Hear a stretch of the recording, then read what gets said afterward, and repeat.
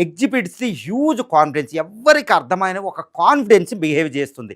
ఏదైనా దేనికైనా రెడీ అని యునైటెడ్ స్టేట్స్ ఆఫ్ అమెరికాని ఛాలెంజ్ చేస్తుంది.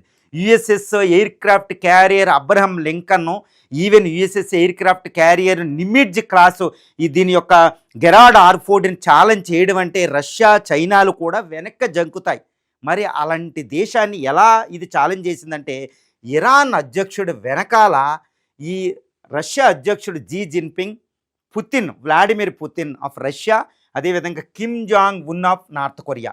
వీళ్ళు ఏమంటున్నారు అంటే ఎట్టి పరిస్థితుల్లో ఇరాన్ని మేము వాడనివ్వము. అమెరికా మిత్ర దేశాలు, నాటో దేశాలు అన్నీ వచ్చినా ఇరాన్ వైపు మేము ఉంటాం. ఇరాన్ తరపున మేము అమెరికాతో పోరాడతాం. ఎట్టి పరిస్థితుల్లో ఇరాన్ ఒంటరిది కాదు, మేము వాడనివ్వము అని వాళ్ళు ప్రతిజ్ఞ చేస్తున్నారు. ఇప్పటికే ఇరాన్ ఒంటరిగా లేదు. అమెరికా తన ఆర్మాడాను, గ్రేట్ ఆర్మాడాను అక్కడ మోహరించిన తర్వాత కూడా రష్యా చైనాలు కలిపి ఒక నేవల్ ఎక్సర్సైజ్ చేసినాయి. తర్వాత పర్షియన్ గల్ఫ్ ఈ ప్రాంతంలో, తర్వాత ఇరాన్కి చైనా అమెరికా ఎయిర్ క్రాఫ్ట్ క్యారియర్లే లక్ష్యంగా తయారు చేసిన DF-17